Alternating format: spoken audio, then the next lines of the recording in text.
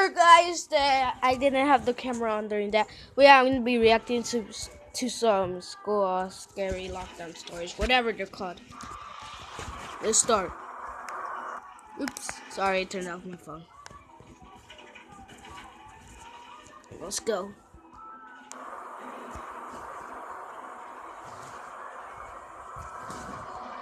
I was 16 in my junior year of high school. I had 9 periods in a school day. 5th period was lunch, and straight from there was my astronomy class. My astronomy class was actually held in one of the 2 basement classrooms of the school. Okay. My high school was big. There were 3 floors, and even that wasn't enough to accommodate all the classes offered. Dang! So the school built 2 classrooms in the basement. It was honestly kind of creepy down there when nobody else was around. It used to be a janitorial area. However, it was remodeled to better resemble a typical hallway. The only thing, there were no intercoms or loudspeakers down in the basement at that time. For that reason, no classes were held down there first period for the morning announcements. Everyone referred to this little section of the basement as the chamber, and everyone always tried to get classes down there just because it was air conditioned and the classes were typically easier. Plus, it had its own bathroom down there. We had a quiz in astronomy that day. Usually I was one of the first done just because I found the class easy. Okay. After I finished my quiz, I texted my friend who was in the other basement classroom to meet me in the bathroom because I was bored. He told me okay. I walked out of the classroom and down the small hallway to the bathroom. A few seconds later, the door opened and my friend JJ entered the bathroom. Okay. We were joking around for a while until JJ checked his phone and said someone texted him saying the school was going on lockdown. Wow. We both looked at each other with the same grins. Neither of our teachers saw us leave the classrooms. That meant we had free range of the school while it was on lockdown. We agreed to sneak upstairs and look around the hallways just for the hell of it. The worst that would happen is that we'd explain how we couldn't hear the announcements in the basement classrooms. Upon opening the basement door to the main Boy, I messed up by going up there. Like, why would you guys even go up there? Jeez. floor, we were surprised to find all the lights had been turned off, so the hallways were pretty much pitch black aside from the light pouring in from the doors in the lobby. This was legit because usually the lights were left on in the hallways during lockdowns. Something was going down, and we didn't know if we were even comfortable walking around now. JJ stepped out a little further into the hallway, and I followed suit. JJ then looked down the hall and said, "Who's that?" I looked, and emerging from the darkness was a man. At first we couldn't tell if he was a teacher or not, but as he got closer, we Boy, these guys are freaking dead, like. They did. realized this guy wasn't dressed at all like any staff member. He was dressed like a bum. "Alright, let's go," I told JJ as we hurried back down to the basement. He surely saw us, whoever he was. We saw both classrooms had their doors shut and lights off, so to avoid making a scene, we decided to hide in the bathroom. I shut the light first thing, and then we both went to hide in the corner stall. There was complete silence in the room, no ventilation, no heaters, nothing. Just the sound of me and JJ breathing, and an occasional drip from the sink. The door to the bathroom suddenly opened, and light from the hallway poured into the bathroom for a brief moment. The door shut, and the bathroom was once again pitch black. Me and JJ tried our best to control our breathing. Okay, let's go. The room was so silent that we could hear somebody walking over to our side of the bathroom. Oh gosh. The person stopped and started breathing really heavily, as if they were out of breath.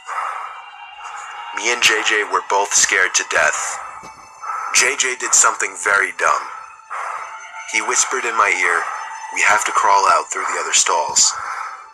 The room was so silent, however, that even JJ's whisper could be heard from across the room. No duh. The heavy breathing outside the stall stopped, and the person tried pressing the stall door in. That was when I whispered, "Go, go," to JJ. We both crawled under the sidewall to the next stall over, and then the next stall, and then finally out to the other side of the bathroom. The person was now full-on banging on the stall door. Me and JJ hopped up off the floor, opened the door, and as the light filled the room again, we saw the guy from upstairs in the corner. We pounded on the door to JJ's class. The teacher let us in within seconds. JJ explained everything as the teacher locked the door, mentioning a gun sticking out of the man's pocket. Holy shoot. I was shocked to hear this because I didn't see a gun, but I went along with it anyway. Usually a bunch of high school students would be laughing their asses off at two students causing a scene like this, but I noticed all the kids sitting in the corner looked concerned. A sudden bang at the door made everyone jump, and a couple of girls squeal out of fear. JJ, the teacher, and I could see the man standing at the door, looking through the window while trying the doorknob. Dang. After a few bangs on the door out of what seemed to be anger, he turned and walked down the I'm hallway making a video right now. Oh, I'm sorry. back to the stair. When they call for the secadora, I know, she told us. let me know. Okay. Sorry, guys. We don't know how much Okay. Sorry, guys. It's my sister. Jeez. longer the lockdown went on for, but for over an hour we sat in silence in the room, other than the teacher occasionally asking me and JJ questions in a very concerned tone, shaking his head after everything we would tell him.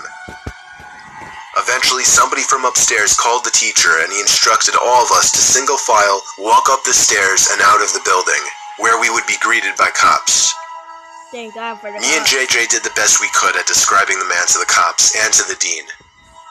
One of the cops patted me on the back and we were sent off to go home. After this incident, the school installed cameras everywhere and ramped up the security budget. This incident never got media attention, so honestly, we never found out if police caught the guy. I'm convinced that man had no other intentions but to kill us then and there in that bathroom stall.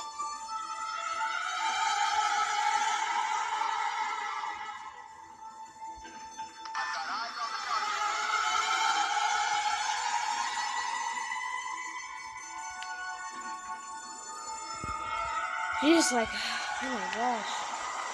Story 2. I'm a retired New Jersey police officer. Throughout my 20 years in the force, the most disturbing call I ever received was for a school lockdown happening at a nearby middle school, of which I'll leave out the name for legal reasons. It happened on a stormy, dark day. My car number was called on the radio to respond to a lockdown, where a suspicious-looking man was seen stepping out from a white van parked behind a school and walking into the back door by the boys' locker room. I pulled up to the back parking lot of the school, right next to the white van. Nobody was inside, and all the doors and trunk were locked. I opened the red back door that entered into the gym hallway, right by the locker rooms. The main lights had been turned off, so the whole inside of the school was dark. I unholstered the flashlight from my belt and used it to navigate the halls. I made it to the lobby of the school, where a woman emerged from the front office quietly, telling me to check the boys' locker room, but to be careful because the person might be armed. I called for backup on my radio and was assured backup was already on the way. I made it back to the hallway I entered from, where I found the boys' locker room right next to the exit. I pushed it open very quietly. There were no windows in the rooms, therefore there was no light whatsoever in that locker room. Only the light provided by the flashlight. There was a white noise in the room, some kind of vent on the ceiling blowing air. But even over that, I was hearing faint scratching type noises, or little dings on the locker doors from the other side. I was supposed to make my presence as a police officer known, but honestly, I was just too scared. The tension in the room was insane. I held my flashlight in one hand and my gun in the other as I snuck to the other side of the locker room. It seemed like wherever I was in the room, the dings and thuds would be coming from the other side. I was standing in the corner of the locker room, right by the door to the bathroom, when the sound of someone slamming a locker door from another room made me jump out of my skin. I went in the direction where I heard the slam, to find out that it was from the boys' football team locker room. There was no door separating the main locker room from the football locker room. The lockers in here were also 3 times the size. I finally had the nerve to make my presence known by shouting police. After shouting, a kid started screaming help from somewhere in the room. It was very muffled though. The kid pounded on a locker door on the other side of the row I was in. When I found out that the boy was trapped inside of a locker, I felt sick in my stomach. I told him I'd be right back. once again calling for backup while running outside to where the white van was. It was gone. My biggest mistake was not getting the plate number first thing. I told dispatch to be on lookout for a suspicious white van. I ran back into the school and instructed the staff in the front office to end the school day and to send somebody with a key to the locker room to get the boy out of the locker. The boy was held by the man with a knife on his back, as I speculate the man was quietly trying to get the 12-year-old boy to his van. The boy was bleeding on his arm from the man cutting him while resisting. The man's van was spotted a week later in a 7-Eleven parking lot, where he was arrested after being properly identified.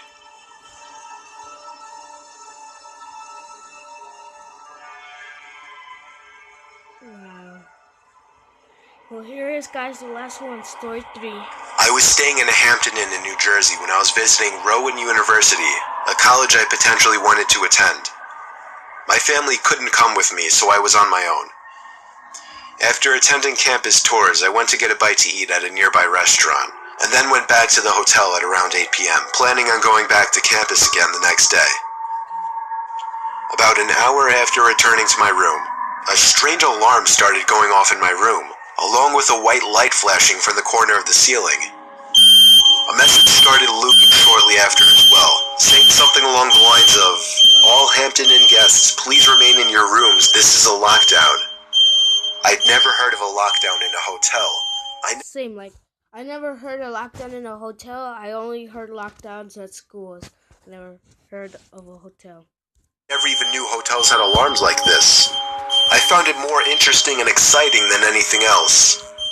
Dude, why would you freaking be exciting? It's a freaking lockdown. I'll be scared instead of freaking exciting. Jeez, you're crazy. The sound of the alarm stopped, but the light kept flashing, and every 20 seconds or so the message would repeat. It was only like 9:30, so I turned on the TV just as background noise while I started changing clothes and brushing my teeth. I shut the lights when I was done and hopped under the covers. I watched TV for half an hour before shutting it off. The light was still flashing with an obnoxious bright white every few seconds. It was definitely going to hinder my sleep. I was starting to consider calling the front desk to ask what was going on, when the phone rang. It was someone from the front desk.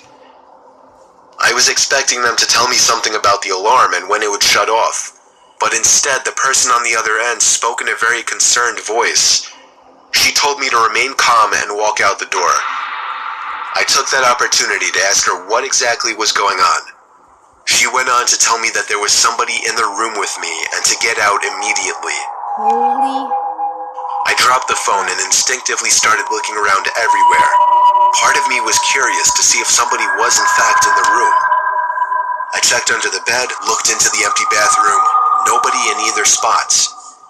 Then, I noticed the closet door right next to the bathroom. It was one of those closets with a wooden sliding door. It was open just a tiny crack, and through that tiny crack, I could see a person's face. Oh my gosh. At first, it didn't sink in what I was seeing, but when the door slid shut, that was when I freaked out and ran out the door. The people at the front desk showed me security footage from an hour earlier of some sketchy-looking man walking around the hallways, apparently looking for a certain room. When he got to my door, he opened it with the card he somehow acquired, and that was it. I stayed around as the authorities took the person out in chains. It was a man, of course, on the shorter side, easily 40s. He looked at me as he passed, as if he knew who I was immediately. It's scary thinking back that he may have been watching me for more than an hour from that closet. Gosh, man, I freaking be scared, like.